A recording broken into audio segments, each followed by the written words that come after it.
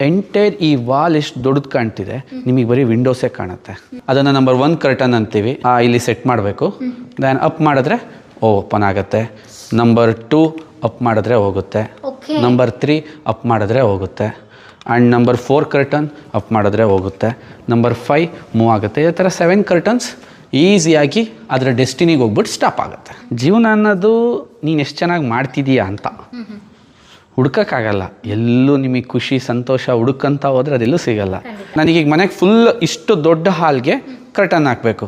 Is A fraction of 2 minute ಅಥವಾ 1 minute. ಈ ದೊಡ್ಡ ವಿಂಡೋ ನಿಮ್ಗೇನು ತೋರಿಸ್ತೆ 36 ಫೀಟ್ ಇದೆ ಅಂತೇಳಿ, ಅದನ್ನು ಕೂಡ ಆಟೋಮೆಟಿಕಲಿ ರಿಮೋಟಲ್ಲಿ ಓಪನ್ ಆಗಿ ಎಂಟ್ರೆನ್ಸ್ ನೋಡಿದ್ವಲ್ಲ. ಎಸ್, ಅದು ಕರ್ಟನ್. It's will closes. ಇದು 1200 ಇಂಡಿಯಾದಲ್ಲಿ ಇರಲಿಲ್ಲ ಅವೈಲಬಲ್ ಆ ಟೈಮಲ್ಲಿ. ಸೊ US ಇಂದ ತರಿಸ್ಕೊಂಡ್ವಿ ಇದನ್ನ. ಸರಿ, ಎಂಟೈರ್ ನಾಶ ಎಲ್ಲ ಅದನ್ನ ಯೂಸ್ ಮಾಡೋದು. ಈ ಟೂತ್ ಪೇಸ್ಟ್ ನೀವು ತಿಳ್ಕೊಂಡಷ್ಟು ನೆಗ್ಲೆಕ್ಟಬಲ್ ವಿಚಾರ ಅಲ್ಲ. ಈಗ ನಾನು ಹೇಳೋದನ್ನ ನೀವು ಫುಲ್ ಕೇಳಿಸ್ಕೊಳ್ಳಿ. ಜನ ಯಾಕೆ ನೆಗ್ಲೆಕ್ಟ್ ಮಾಡ್ತಾ ಇದ್ದಾರೆ ಟೂತ್ ಸ್ವಲ್ಪ ಅದನ್ನು ನೋಡ್ಕೊಂಡು ನಮಗೇನಾಗಬೇಕು ಅಂತ. ಆದರೆ ನೀನು ದಿನ ಇಷ್ಟಿಷ್ಟು ಬಳಸ್ತಾ ವರ್ಷದಲ್ಲಿ ಎಷ್ಟು ಬಳಸ್ತೀಯ, 10 ವರ್ಷದಲ್ಲಿ ಎಷ್ಟು ಬಳಸ್ತೀಯ? ನಿನ್ನ ಜೀವಿತಾವಧಿನಲ್ಲಿ ಕ್ವಿಂಟಾಲ್ ಗಟ್ಟಲೆ ಪಾಯ್ಸನನ್ನು ಈ ಸೆನ್ಸಿಟಿವ್ ಜಾಗದಲ್ಲಿ ಬಳಸಬೇಕಾದ್ರೆ ಬಿ ಕೇರ್ಫುಲ್ ಅಂತ ಹೇಳ್ತೀವಿ. ಫುಡ್ ಟೇಸ್ಟ್ ಗೊತ್ತಾಗ್ತಿಲ್ಲ ಅಂದರೆ ನಿಮ್ಮ ಸಲೈವ ಉತ್ಪಾದನೆ ಅಂದರೆ ಸತ್ತೋಯ್ತು ಅಂತ. ನಿಮ್ಮ ನಾಲ್ಗೆ ಒಂಥರ ಮರುಗಟ್ಟುತ್ತೆ. ಯಾಕೆಂದರೆ ಅಡ್ವರ್ಟೈಸ್ ಮಾಡಬೇಕಾದ್ರೆ ಮ್ಯಾಕ್ಸಿಮಮ್ ಟೂತ್ ಪೇಸ್ಟಲ್ಲಿ ಏನು ಹೇಳ್ತಾರೆ ಅಂದರೆ ಹಲ್ಲು ಉಜ್ಜಿದ್ರೆ ಸಾಕು ಬೆಳಕು ಬರುತ್ತೆ, ಬಲ್ಪ್ ಬರುತ್ತೆ, ಗಾಳಿ ಬರುತ್ತೆ. ಯಾವುದಾದ್ರೂ ಹುಡುಗಿಯವ್ರ ಮುಂದೆ ಹೋಗಿ ಅಂದರೆ ಸಾಕು ಹುಡುಗಿಯವರೆಲ್ಲ ಹಾರ್ಕೊಂಬರ್ತಾರೆ. ಅಂದರೆ ಕ್ರಿಯೇಷನ್ ಯಾವ ಥರ ಮಾಡಿದ್ದಾರೆ ಅಂತಂದರೆ ಇದು ಹಲ್ಲಲ್ಲ, ಬೇರೆ ಏನೋ ಅನ್ನೋ ಥರ. ಅಂದರೆ ಗುರು ಅದನ್ನು ನೀನು ನೋಡಿ ಅದನ್ನ ಥರ ನೀನು ಇಮ್ಯಾಜಿನೇಷನ್, ಇಟ್ಸ್ ನಾಟ್ ಈಸಿ. ನೀನು ಅಂತಿದ್ದಂಗೆ ಲೈಟ್ ಬರುತ್ತೆ, ಗಾಳಿ ಬರುತ್ತೆ, ಇಲ್ಲಿ ಒಳಗಿರೋದೆಲ್ಲ ಹೋಗುತ್ತೆ. ಬದುಕು ಅದರಲ್ಲೇ ದೇವರ ಹುಡುಕು, ಬಾಳಲಿ ಬರುವುದು ಬೆಳಕು, ನಮ್ಮ ಬಾಳಲಿ ಬರುವುದು ಬೆಳಕು. ಗುರು ಸರ್ ಸಾಮ್ರಾಜ್ಯ ನೋಡಿ, ಇವಾಗ ಲಿವಿಂಗ್ ಏರಿಯಾಗೆ ಬಂದಿದ್ದೀವಿ ಸರ್. ಇದು ನೀವು ಹೇಳ್ದಂಗೆ ಪ್ಯಾಲೇಸೇ, ಮನೆ ಅಂತೂ ಅಲ್ವೇ ಅಲ್ಲ. ಎಷ್ಟು ಸ್ಕ್ವೇರ್ ಫೀಟ್ ಇದೆ ಅಂತ ನಾನು ಕೇಳೋಕ್ಕಾಗಲ್ಲ, ಯಾಕೆಂದರೆ ಅರ್ಧ ಎಕರೆಲ್ಲಿದೆ ಸರ್. ಇದೆಲ್ಲ ಕ್ಲೀನಿಂಗ್ ಎಲ್ಲ ಹೆಂಗೆ ಸರ್? ಅಲ್ಲೆಲ್ಲ ವಿಂಡೋಸ್ ಇದ್ದೀರಾ, ಎಲ್ಲ ಓಪನ್ ಸ್ಪೇಸ್ ಥರ ಇದೆ. ಇಲ್ಲ ಮೇಡಮ್, ಇದು ಮನೆ ಮಾಡಬೇಕಾದ್ರೇ ಮೇಂಟೆನೆನ್ಸ್ ಇರಲ್ಲ ಅಂತಲ್ಲ, ಇರುತ್ತೆ. ಬಟ್ ಸೈಂಟಿಫಿಕ್ ಆಗಿ ತುಂಬ ಡಸ್ಟ್ ಬರ್ದಲೆ ಆ ಥರ ಏನು ಮಾಡ್ಬೋದು ಅನ್ನೋದನ್ನ ತುಂಬ ವ್ಯವಸ್ಥಿತವಾಗಿಯೇ ಅದು ಡಿಸೈನಿಂಗ್ ಟೈಮಲ್ಲೇ ಆಗಿತ್ತು. Okay. And everything was cleaned and properly sided madam. Okay. Curtain ಎಲ್ಲ ಹೇಗೆ ಸರ್? It's very simple. ನಾವು ಯಾವಾಗ ಬೇಕಾದರೂ ರಿಮೋಟ್ 100%. ಈಗ ಅದನ್ನು ನಂಬರ್ 1 ಕರ್ಟನ್ ಅಂತೀವಿ. ನಂಬರ್ 1 ಇಲ್ಲಿ ಸೆಟ್ ಮಾಡಬೇಕು. ದೆನ್ ಅಪ್ ಮಾಡಿದ್ರೆ ಓಪನ್ ಆಗುತ್ತೆ. ನಂಬರ್ 2 ಅಪ್ ಮಾಡಿದ್ರೆ ಹೋಗುತ್ತೆ. ನಂಬರ್ 3 ಅಪ್ ಮಾಡಿದ್ರೆ ಹೋಗುತ್ತೆ. ಆ್ಯಂಡ್ ನಂಬರ್ 4 ಕರ್ಟನ್ ಅಪ್ ಮಾಡಿದ್ರೆ ಹೋಗುತ್ತೆ. ನಂಬರ್ 5 ಮೂವ್ ಆಗುತ್ತೆ. ಈ ಥರ 7 ಕರ್ಟನ್ಸ್ ಈಸಿಯಾಗಿ ಅದರ ಡೆಸ್ಟಿನಿಗೆ ಹೋಗ್ಬಿಟ್ಟು ಸ್ಟಾಪ್ ಆಗುತ್ತೆ. ಆಟೋಮೆಟಿಕ್ ಎಲ್ಲ? Yes, automatic. ನಿಮಗೆ ಎಲ್ಲಿಗೆ ಬೇಕು, ಈಗ ಎಕ್ಸಾಂಪಲ್ ಈ ಮನೆಗೆ ನಿಮಗೆ ಲೈಟೇ ಬೇಡ, ನನಗೆ ಫುಲ್ ಕಂಟ್ರೋಲ್ ಆಗಬೇಕಂದ್ರೆ ಎಕ್ಸಾಂಪಲ್ ನಾನು ಇದನ್ನ ಎಲ್ಲದನ್ನೂ ವಾಪಸ್ ಮಾಡ್ತಾ ಹೋಗ್ತೀನಿ. ನೋಡಿ ಎಲ್ಲದು ವಾಪಸ್ ಬರ್ತಾ ಇದೆ. ನ್ಯಾಚುರಲ್ ಲೈಟ್ ಹೊರಗಡೆಯಿಂದ ಡೈರೆಕ್ಟಾಗಿ ಬರುತ್ತೆ. ಡೈರೆಕ್ಟಾಗಿ ಬೇಕಾ? ಇಡೀ ನಿಮ್ಮ ಮನೆಗೆ ಲೈಟ್ ಬೇಕಾ?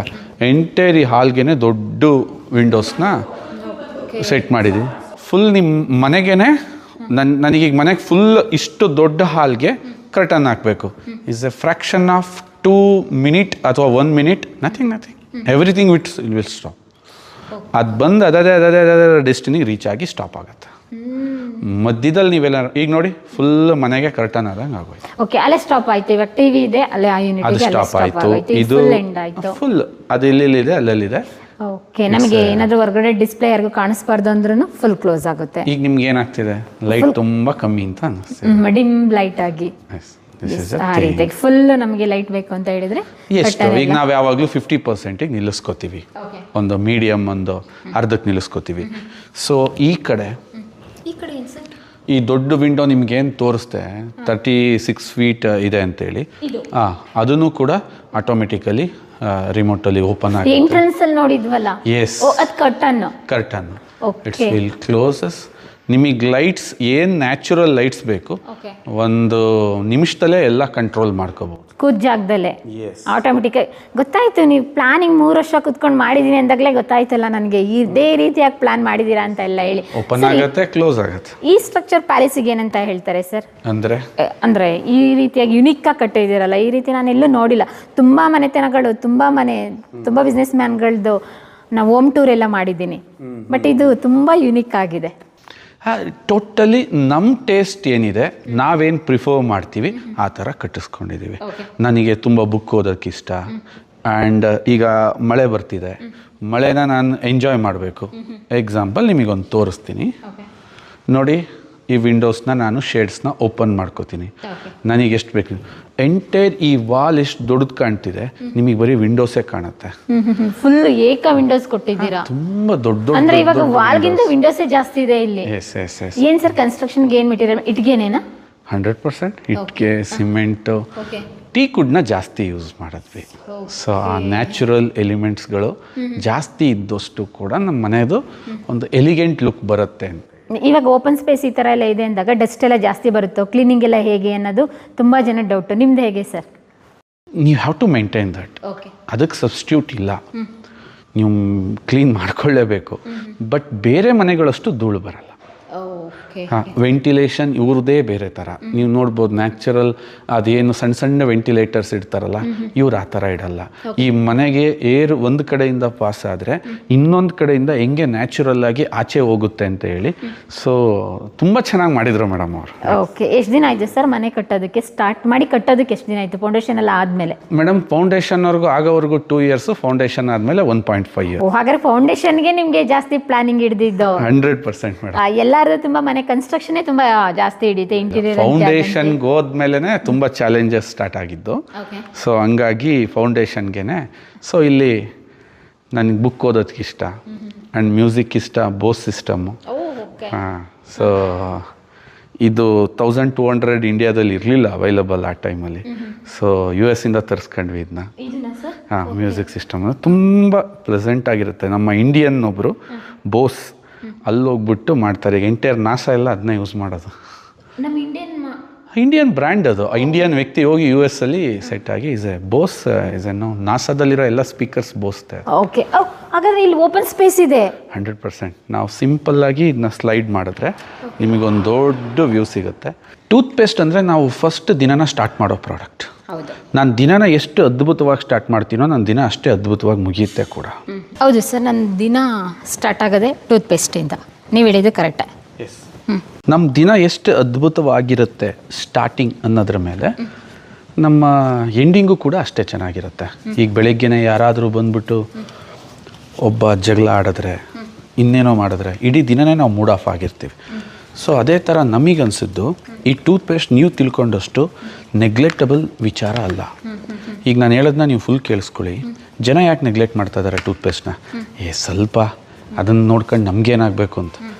ಆದರೆ ನೀನು ದಿನ ಇಷ್ಟಿಷ್ಟು ಬಳಸ್ತಾ ವರ್ಷದಲ್ಲಿ ಎಷ್ಟು ಬಳಸ್ತೀಯ, 10 ವರ್ಷದಲ್ಲಿ ಎಷ್ಟು ಬಳಸ್ತೀಯ?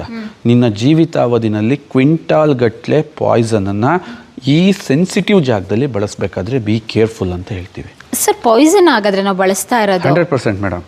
ಯಾಕೆ ಅಂತಂದ್ರೆ ಲವಣಾಂಶಗಳಿದೆ, ಟೂತ್ ಪೇಸ್ಟ್ ಅಲ್ಲಿ ಉಪ್ಪಿದೆ, ಅದು ಇದು ಅಂತೆಲ್ಲ ಅಡ್ವರ್ಟೈಸ್ಮೆಂಟ್ ಎಲ್ಲ ನೋಡ್ತೀವಲ್ಲ. ಎಸ್, ಯಾಕೆ ಈ ಮಾತನ್ನ ನಾನು ನಿಮ್ಗೆ ಹೇಳ್ತಾ ಇದ್ದೀನಿ ಅಂತಂದ್ರೆ, ಸೆನ್ಸಿಟಿವ್ ಅಂದ್ರೇನು, ಮೌತಲ್ಲಿ ನಿಮ್ಮದು ಹಲ್ಲಷ್ಟೇ ಇಲ್ಲ ಮೇಡಮ್, ನಿಮ್ಮ ದೇಹಕ್ಕೆ ಬೇಕಾಗಿರ್ತಕ್ಕಂತಹ ಪ್ರತಿಯೊಂದು ಆಹಾರನ ಜೀರ್ಣ ಮಾಡ್ತಕ್ಕಂತಹ ದೇಹದಲ್ಲೇ ಒಂದು ಜೀವರಸ ಅಂತ ಕರಿತೀವಿ, ಸಲೈವ ಇರೋದು ಮೌತಲ್ಲೇ. ಓಕೆ, ಅದಕ್ಕೇನಾದರೂ ಡ್ಯಾಮೇಜ್ ಆಗಕ್ಕೆ ಸ್ಟಾರ್ಟ್ ಆಯ್ತಾ ನಿಧಾನಕ್ಕೆ ನಿಮ್ಮ ಹೆಲ್ತ್ ಕೊಲ್ಯಾಪ್ಸ್ ಆಗೋದೇ ಗೊತ್ತಾಗಲ್ಲ. ಸರ್, ಹೇಗೆ ಡ್ಯಾಮೇಜ್ ಆಗುತ್ತೆ ಸರ್? ನಾವು ಅದನ್ನ ನುಂಗೋದು ಇಲ್ಲ, ಏನಿಲ್ಲ. ಚಿಕ್ಕ ವಯಸ್ಸಲ್ಲಿ ಏನಾರ ಮಿಸ್ ಆಗಿ ತಿಂತಾ ಇದ್ದೋ, ಇವಾಗ ಹಂಗಿಲ್ವಲ್ಲ ಸರ್? ಬ್ರಷ್ ಮಾಡಿ ನಾವು ಬ್ರಷ್ ಮಾಡ್ಬಿಟ್ಟು ಉಗಿತೀರಾ, ಉಗಿದ ಮೇಲೆ ಏನಾಗುತ್ತೆ, ನಿಮಗೆ ಯಾವುದು ಫುಡ್ ಟೇಸ್ಟೇ ಗೊತ್ತಾಗಲ್ಲ. ಗಮನಿಸಿ, ನೀವು ಫುಡ್ ಟೇಸ್ಟ್ ಗೊತ್ತಾಗ್ತಿಲ್ಲ ಅಂದರೆ ನಿಮ್ಮ ಸಲೈವ ಉತ್ಪಾದನೆ ಅಂದರೆ ಸತ್ತೋಯ್ತು ಅಂತ. ನಿಮ್ಮ ನಾಲ್ಗೆ ಒಂಥರ ಮರುಗಟ್ಟುತ್ತೆ. ಯಾಕೆಂದರೆ ಅಡ್ವರ್ಟೈಸ್ ಮಾಡ್ಬೇಕಾದ್ರೆ ಮ್ಯಾಕ್ಸಿಮಮ್ ಟೂತ್ಪೇಸ್ಟಲ್ಲಿ ಏನು ಹೇಳ್ತಾರೆ ಅಂದರೆ ಹಲ್ಲು ಉಜ್ಜಿದ್ರೆ ಸಾಕು ಬೆಳಕು ಬರುತ್ತೆ, ಬಲ್ಪು ಬರುತ್ತೆ, ಗಾಳಿ ಬರುತ್ತೆ. ಯಾವುದಾದ್ರೂ ಹುಡುಗಿಯವ್ರ ಮುಂದೆ ಹೋಗಿ ಅಂದರೆ ಸಾಕು ಹುಡುಗಿಯವರೆಲ್ಲ ಆರ್ಕೊಂಬರ್ತಾರೆ. ಅಂದರೆ ಕ್ರಿಯೇಷನ್ ಯಾವ ಥರ ಮಾಡಿದ್ದಾರೆ ಅಂತಂದರೆ ಇದು ಹಲ್ಲಲ್ಲ, ಬೇರೆ ಏನೋ ಅನ್ನೋ ಥರ. ಅರೆ ಗುರು, ಅದನ್ನು ನೀನು ನೋಡಿ ಅದನ್ನ ಥರ ನೀನು ಇಮ್ಯಾಜಿನೇಷನ್, ಇಟ್ಸ್ ನಾಟ್ ಈಸಿ. ನೀನು ಅಂತಿದ್ದಂಗೆ ಲೈಟ್ ಬರುತ್ತೆ, ಗಾಳಿ ಬರುತ್ತೆ, ಇಲ್ಲಿ ಒಳಗಿರೋದೆಲ್ಲ ಹೋಗುತ್ತೆ. ಆ ಸಲೈವ ಇವತ್ತೆಷ್ಟೋ ಜನ ಹಲ್ಲುಜ್ಜಿದ ತಕ್ಷಣ ಏನು ಮಾಡ್ತಾರೆ, ಸುಮ್ಮನಿರಲ್ಲ, ಬಂದೇನೋ ಟಿಫನ್ ತಿಂತಾರೆ, ಫುಡ್ ತಿಂತಾರೆ. ಆ ನೀರು, ಜಸ್ಟ್ ನೀರು ಕುಡಿಬೇಕಾದ್ರೆ ಹಿಂದಿನ ಕಾಲದಲ್ಲಿ ಹಿರಿಯರು ಒಂದು ಮಾತು ಹೇಳ್ತಾ ಇದ್ರು, ಕುತ್ಕೊಂಡು ಕುಡಿ ನೀರನ್ನ, ನಿಧಾನಕ್ಕೆ ಕುಡಿ. ಯಾಕೆಂದರೆ ನೀರಿನ ಜೊತೆನೂ ಸಲೈವ ಮಿಕ್ಸ್ ಆಗಿ ಹೊಟ್ಟೆ ಒಳಗೆ ಹೋದ್ರೆ ಮಾತ್ರ ನೀರು ಎರಗುತ್ತೆ ಅಂತ. ಅಷ್ಟು ಸಲೈವಕ್ಕೆ ಪ್ರಾಮುಖ್ಯತೆ ಇತ್ತು. ನಿಂತ್ಕೊಂಡು ದಡ ದಡ ದಡ ದಡ ಫುಡ್ ತಿಂತಿದ್ರು ಬೈಯೋರು, ನಿಧಾನಕ್ಕೆ ತಿನ್ನಪ್ಪ, ಅಗತ್ತು ತಿನ್ನಪ್ಪ, ಯಾಕೆಂದ್ರೆ ಜೊಲ್ಲು ಮಿಕ್ಸ್ ಆಗಬೇಕು. ಸೊ ಈ ಪೇಸ್ಟಲ್ಲಿ ಇವ್ನು ಹಲ್ಲುಜ್ತಾನೆ, ಇವನಿಗೆ ಗೊತ್ತಿಲ್ಲ, ಫುಡ್ ತಿಂತಾನೆ, ಫುಡ್ ಒಳಗೆ ಹೋಗುತ್ತೆ, ಆಗ್ತಿದ್ದಂಗೆ ಮುಗೀತು. ಅದಕ್ಕೆ ಏನು ಪ್ರಾಪರಲ್ಲಿ ಹೋಗ್ಬೇಕು, ಸಲೈವ ಹೋಗಿಲ್ಲ. ನೆಕ್ಸ್ಟ್ ಪ್ರಾಬ್ಲಮ್ ಏನು, ಇಂಡೈಜೆಷನ್ ಸ್ಟಾರ್ಟು, ಗ್ಯಾಸ್ಟ್ರೈಟಿಸ್ ಸ್ಟಾರ್ಟು, ಮಲಬದ್ಧತೆ ಸ್ಟಾರ್ಟು. ಇವೆಲ್ಲ ಒಂದು ರೋಗಕ್ಕೆ ಕನೆಕ್ಷನ್ ಮೇಡಮ್. ಮಲಬದ್ಧತೆ ಶುರುವಾಯ್ತಾ, ಅಲ್ಲಿಂದ ಏನಾಗುತ್ತೆ, ಪ್ಯಾಂಕ್ರಿಯಾಸ್ ಮೇಲೆ ಒತ್ತಡ ಶುರುವಾಗುತ್ತೆ, ಡಯಾಬಿಟಿಸ್ ಸ್ಟಾರ್ಟು. ಡಯಾಬಿಟಿಸ್ ಶುರುವಾಯ್ತಾ, ಇನ್ಸುಲಿನ್ ತಾಣಕ್ಕೆ ಸ್ಟಾರ್ಟ್ ಮಾಡ್ದ, ಹಾರ್ಟ್ ಪ್ರಾಬ್ಲಮ್ ಸ್ಟಾರ್ಟು. ಒಂದು ಟೂತ್ಪೇಸ್ಟ್ ನೀನು ಬೆಳಿಗ್ಗೆ ಎದ್ದು ಇದೇನು ಅಲ್ಲ ಅಂತ ನೀನೇನು ಹಲ್ಲುಜ್ತೀಯ, ಅದು ಇಲ್ಲಿಂದ ಅಲ್ಲಿ ತನಕ ಒಂದಷ್ಟು ಟೈಮಿಗೆ ನಿನ್ನ ಟ್ರಾವೆಲ್ ಮಾಡಿಸುತ್ತೆ. ಅಂಥ ಟೂತ್ಪೇಸ್ಟ್ನ ನಾನು ಈ ವರ್ಜಿನ್ ಕೊಕೊನಟ್ ಆಯಿಲ್ ಹಾಕಿ ಮಾಡಬೇಕು ಅಂತ ಪ್ಲ್ಯಾನ್ ಮಾಡಿದ್ವಿ. ಓಕೆ, ಹಾಗಾದರೆ ಇದು ಫುಲ್ ಕಂಪ್ಲೀಟ್ ಆಗಿ virgin coconut oil 30% virgin coconut ಆಯಿಲ್ನ ಆ್ಯಡ್ ಮಾಡಿದ್ವಿ. ಯಾಕೆ ಆ್ಯಡ್ ಮಾಡಿದ್ವಿ ಅಂದರೆ ನಮ್ಮಲ್ಲಿ ಈ ಆಯಿಲ್ ಪುಲ್ಲಿಂಗ್ ಅಂತ ಒಂದು ಕಾನ್ಸೆಪ್ಟ್ ಇದೆ. ಆಯಿಲ್ ಪುಲ್ಲಿಂಗ್ ಮಾಡೋದು ಒಂದು ನ್ಯಾಚುರಲ್ ಡಿಟಾಕ್ಸಿಫಿಕೇಷನ್ ಪ್ರೋಸೆಸ್. ಅದು ತುಂಬ ಟೈಮಲ್ಲಿ ನಾವು ಮಾಡೋಕ್ಕಾಗಲ್ಲ, ಎಲ್ಲರಿಗೂ ಮಾಡು ಅಂತ ನಾವು ಮಕ್ಕಳಿಗೆ ಹೇಳೋಕ್ಕಾಗಲ್ಲ, ಮನೇಲಿರೋರಿಗೆಲ್ಲ ಹೇಳೋಕ್ಕಾಗಲ್ಲ. ಜಸ್ಟ್ ದಿನ ಈ ಬ್ರಷಲ್ಲಿ ಮಾಡಿಬಿಟ್ಟಾಗ ಇದರಲ್ಲಿ ಬಬುಲ್ ಎಕ್ಸ್ಟ್ರಾಕ್ಷನ್ ಇದೆ, ಲವಂಗ ಆಯಿಲ್ ಇದೆ, ಕರಿಮೆಣಸಿನ ಎಣ್ಣೆ ಇದೆ, is a lot of thing. With Virgin coconut oil ಇಷ್ಟು ಅಂಶ ಇದರಲ್ಲಿ ಇರೋದ್ರಿಂದ ನೀವಿದನ್ನು ನೀರು ಹಾಕ್ಬಿಟ್ಟು ಮುಕ್ಕಳಿಸಿ ಉಗಿದಾಗ ಸೇಮ್ ಆಯಿಲ್ ಫುಲ್ಲಿಂಗ್ ಮಾಡಿದಾಗ ನಿಮ್ಮ ಮೌತ್ ಏನು ಫ್ರೆಶ್ ಆಗಿರುತ್ತೋ ಅಷ್ಟೇ ಫ್ರೆಶ್ ಆಗಿ ಇದರಲ್ಲಿ ಬ್ರಷ್ ಮಾಡಿದ್ಮೇಲೆ ಇರುತ್ತೆ. ಸೊ ನಿಮ್ಮ ದಿನ ಒಟ್ಟಿನಲ್ಲಿ ಅದ್ಭುತವಾಗಿ ಸ್ಟಾರ್ಟ್ ಆಗಬೇಕು. ನಿಮ್ಮ ಬಾಡಿನ ಡಿಟಾಕ್ಸಿಫಿಕೇಷನ್ ಬರೀ ಹಲ್ಲನ್ನಲ್ಲ ದೇಹನ ಶುಚಿಗೊಳಿಸೋಕ್ಕೆ ಸಾಧ್ಯವಾ ಅಂತ ಹೇಳಿ ಈ ಪೇಸ್ಟ್ನ ಕ್ರಿಯೇಟ್ ಮಾಡಿ. ಅಂದರೆ ಏನಾದ್ರು ಟೇಸ್ಟ್ ಏನಾದ್ರು ಕೊಟ್ಟಿದ್ದೀರಾ sir? Nothing, it is no taste, no smell, and ಇದರಿಂದ ನಿಮಗೆ ನೊರೆ ಬರಲ್ಲ ಮೇಡಮ್. ಅದನ್ನು ಎಕ್ಸ್ಪೆಕ್ಟ್ ಮಾಡಬೇಡಿ. ಅಂದರೆ ಬಿಸಿ ಗಾಳಿ ಆ ಥರ ಏನೂ ಬರಲ್ಲ. ಇಟ್ಸ್ ಅ ನ್ಯಾಚುರಲ್ ಆಗಿರುತ್ತೆ. ಓಕೆ, ಇವಾಗ ಅಡ್ವರ್ಟೈಸ್ಮೆಂಟ್ ತೋರಿಸ್ತಾರೆ, ಅಂದ ತಕ್ಷಣ ಹುಡುಗರೆಲ್ಲ ಅಟ್ರಾಕ್ಷನ್ ಆಗ್ತಾರೆ, ಬ್ಯೂಟಿಫುಲ್ ಸ್ಮೈಲ್ ಮಾಡಿದ ತಕ್ಷಣ, ಆ ಥರ ಏನಾದರೂ ಮಿರಾಕಲ್ ಇದೆಯಾ ಸರ್? ನೀವು ಇದರಲ್ಲಿ ಬಳಸಿ. ಕೆಲವರಿಗೆ ಇಷ್ಟ ಆಗಲ್ಲ, ತುಂಬ ಖಾರವಾಗಿರ್ತಕ್ಕಂಥದ್ದು, ತುಂಬ ರಫ್ ಟೂತ್ಪೇಸ್ಟ್ನ ಬಳಸಿರೋರಿಗೆ ಇದೇ ನಿಂಗೆ ಸಪ್ಪೆ ಥರ ಇದೆ ಹಿಂಗೆ ಅಂತ. ಬಟ್ ಅವ್ರಿಗೇನು ಹೇಳೋಕ್ಕೆ ಇಷ್ಟಪಡ್ತೀನಿ, ಅದು ಆ್ಯಸಿಡ್ ಹಾಕೋ ಜಾಗ ಅಲ್ಲ ಸರ್. ಏನಕ್ಕೆ ಸರ್ ನಾರ್ಮಲ್ ಆಗಿ ನಾವು ಯೂಸ್ ಮಾಡ್ತೀವಲ್ಲ ಅದು ಟೂತ್ಪೇಸ್ಟೇ ಒಂದು ರೀತಿಯಾಗಿ ಟೇಸ್ಟ್ ಬೇರೆ ಥರ ಇರುತ್ತೆ, ಸ್ಮೆಲ್ ಬೇರೆ ಥರ ಇರುತ್ತೆ, ಫ್ರಾಗ್ರೆನ್ಸ್ ಎಲ್ಲ ನಾವು ಫೀಲ್ ಮಾಡ್ಬೋದು, ಟೇಸ್ಟಿಂದ ಹಿಡಿದು ಸ್ಮೆಲ್ಲಿಂದ ಹಿಡಿದು. ಮತ್ತು ಅದನ್ನು ಮೌತ್ ವಾಶ್ ಮಾಡಿ ಬ್ರಷ್ ಮಾಡಿದರೆ ಅದು ಸ್ವಲ್ಪ ಟೈಮ್ ಇರುತ್ತೆ. ಡೈರೆಕ್ಟಾಗಿ ಏನಾದರೂ ಸಡನ್ನಾಗಿ ಏನಾದ್ರು ತಿಂದರೂ ಕೂಡ ನಮಗೇನು ಟೇಸ್ಟ್ ಗೊತ್ತಾಗಲ್ಲ. ಏನು ಯೂಸ್ ಮಾಡಿರ್ತಾರೆ, ಅದಕ್ಕೂ ಇದಕ್ಕೂ ಏನು ಡಿಫ್ರೆನ್ಸ್ ಇರುತ್ತೆ? ಏನಾದರೂ ಕೆಮಿಕಲ್ ಆ್ಯಡ್ ಮಾಡಿರ್ತಾರೆ? 100% ಮೇಡಮ್. ಫ್ಲೋರೈಡ್ಗಳು ಹಾಕ್ತಾರೆ ಆ್ಯಂಡ್ ಲಾರಾಸಲ್ಫೇಟ್ಸ್ಗಳು ಹಾಕ್ತಾರೆ, ನೊರೆಗಳು ಚೆನ್ನಾಗಿ ಬರಲಿ. ಯಾಕೆಂದರೆ ನಿಮಗೆ ಹಿಂಗೆ ಹಾಕಿ ಹಿಂಗೆ ಉಜ್ಜಿದಾಗ ನೊರೆ ಬರ ಅಂತ ಬರಬೇಕು. So this is a thing that will happen. ನಾವು ಅದನ್ನು ತಪ್ಪಿಸ್ಬೇಕು. ಅದೇ ಥರ ನಾವು ಮಾಡ್ಕೊಂಡು ಹೋಗೋದ್ರಲ್ಲಿ ಅರ್ಥ ಇಲ್ಲ. ಆ್ಯಂಡ್ ಆ ಪೇಸ್ಟ್ಗಳೆಲ್ಲ ಏನಿದೆಯೋ ಅದೇ ರೇಟ್ಗೆ ಇಷ್ಟು ಕ್ವಾಲಿಟಿ ಪೇಸ್ಟ್ ಕೊಡ್ತಿದ್ದೀವಲ್ಲ, 129 rupees. Anybody can afford it. 125 grams-ನ 129 rupees-ಗೆ ಕೊಡ್ತಾ ಇದ್ದೀವಿ. ಏನು ಕೆಮಿಕಲ್ ಪೇಸ್ಟ್ಗಳು ಅಫೋರ್ಡ್ ಮಾಡ್ತಾವೋ ಅದಕ್ಕೆ ನೀನೊಂದು ಪ್ರೀಮಿಯಮ್ ಗ್ರೇಡ್ ಟೂತ್ಪೇಸ್ಟ್ನ ನಿನ್ನ ಮನೆಯಲ್ಲಿ ಪ್ರತಿಯೊಂದು ಪ್ರಾಡಕ್ಟ್ ಪ್ರಿಪರೇಷನ್ ನಾವು ಮಾಡಿದ್ಮೇಲೆ, ಅದನ್ನು ಡೆವಲಪ್ ಮಾಡಿದ್ಮೇಲೆ ನಮ್ಮ ರೇಟ್ ಕೇಳಿ ಒಂದಷ್ಟು ಜನ ಈ ಮಾರ್ಕೆಟಿಂಗ್ ಸ್ಟ್ರಾಟಜಿ ಮಾಡೋರು ಅಪ್ರಿಷಿಯೇಟ್ ಮಾಡಿದ್ದು ಉಂಟು. ಏನೋ ನೀನು ಮ್ಯಾಜಿಕ್ ಮಾಡೋಕ್ಕೆ ಹೋಗ್ತಿದ್ದೀರಾ, ಮಾರ್ಕೆಟ್ಗೆ ಏನೋ ಡಾಮಿನೇಟ್ ಮಾಡೋಕ್ಕೆ ಹೋಗ್ತಿದ್ದೀರಾ. ಇನ್ನಷ್ಟು ಜನ ನೀನು ತಲೆಯಲ್ಲಿ ಬುದ್ಧಿ ಇಲ್ಲ, ಇಂಥ ಪ್ರೀಮಿಯಂ ಪೇಸ್ಟ್ನ 200-300ಕ್ಕೆ ಮಾರೋ ಬಿಟ್ಟು ನಿನಗೆ ತಲೆ ಕೆಟ್ಟಿದೆ ಅಂತ ಅಂದವರು ಉಂಟು. ಬಟ್ ನಾವು ಯಾವುದಕ್ಕೂ ತಲೆ ಕೆಡಿಸ್ಕೊಳ್ಳಿಲ್ಲ. ನಮ್ಮ ಇಂಟೆನ್ಷನ್ ಜನಕ್ಕೆ ರೀಚ್ ಆಗಬೇಕಷ್ಟೇ. ಓಕೆ, ಸ್ಮೆಲ್ ಏನಾರು ಇದೆಯಾ ಸರ್? ನೋಡೋಣ, ಚೆಕ್ ಮಾಡಿ. ಫುಲ್ಲು ಕವರ್ ಇರುತ್ತೆ, ಸೀಲ್ಡ್ ಎಲ್ಲ ಮಾಡಿರ್ತೀರಾ. ಲವಂಗದ ಸ್ಮೆಲ್ ಬರ್ತಾ ಇದೆ ಅಷ್ಟೇ, ಅದನ್ನು ಬಿಟ್ಟರೆ ಬೇರೆ ಏನೇನು ಸ್ಮೆಲ್ ಬರ್ತಾ ಇಲ್ಲ? Yes madam, S. ಓ, ಇಷ್ಟೇ ಸ್ಮೆಲ್ಲು? ಹಾಂ. ಓಕೆ ಸರ್, ಇದು ಆಯಿಲ್ ಇದೆ ಅಂತ ಹೇಳಿದ್ರಲ್ಲ, ಏನಾದರೂ ಆಯಿಲ್ ಬರುತ್ತಾ ನೋಡಿ ಮೇಡಮ್? ತುಂಬ ಸಾಫ್ಟ್ ಇದೆ. ಹಾಂ, ಹೌದು. ನೀವು ಆಯಿಲ್ ಆ್ಯಡ್ ಆನ್ ಮಾಡಿದ್ದೀನಿ ಅಂದ್ರಲ್ಲ, ಏನಾದ್ರು ಕೆಲವೊಬ್ರು ಅನ್ಕೊಂಡಿರ್ತಾರೆ ಆಯಿಲ್ ಥರನೇ ಬಂದ್ಬಿಡುತ್ತೆ, ಅದಕ್ಕೆ ಕೆಲವ್ರಿಗೆ ಇಷ್ಟ ಆಗಲ್ವಲ್ಲ, ಹಾಗಾಗಿ ನೋಡಿ ಇಲ್ಲಿ ಆಯಿಲ್ ಕಂಟೆಂಟು ಆ್ಯಡ್ ಮಾಡಿದ್ರು ಕೂಡ ನೋಡಿ ಆ ಥರ ಏನಿಲ್ಲ. ಓಕೆ, ನೀವು ಹೇಳ್ದಂಗೆ ನಮ್ಮ ದಿನ ಸ್ಟಾರ್ಟ್ ಆಗೋದೇ ಟೂತ್ಪೇಸ್ಟಿಂದ. ಹಾಗಾದರೆ ನಮ್ಮ ಶುಗರ್ ಇರೋರು, ಡಯಾಬಿಟಿಸ್ ಇರೋರು, ಅವ್ರು ಹೋಗ್ಲಿ ಚಿಕ್ಕ ಮಕ್ಕಳಿಗೂ ನಾವು ಅದೇ ಟೂತ್ಪೇಸ್ಟ್ ಕೊಡ್ತೀವಿ. ನಾನು ಒಂದು ಮಾತನ್ನು ಈ ಒಂದು ಸನ್ನಿವೇಶದಲ್ಲಿ ಹೇಳ್ತೀನಿ, ಇನ್ನೊಂದು ಸಲ ಹೇಳ್ತೀನಿ. ಡೈಲಿ ಯೂಸ್ ಮಾಡೋ, ಯಾವತ್ತೋ ಒಂದು ಸರಿ ಯೂಸ್ ಮಾಡೋ ಪ್ರಾಡಕ್ಟ್ ಬಗ್ಗೆ ಯೋಚನೆ ಮಾಡೋ ಅವಶ್ಯಕತೆನೇ ಇಲ್ಲ.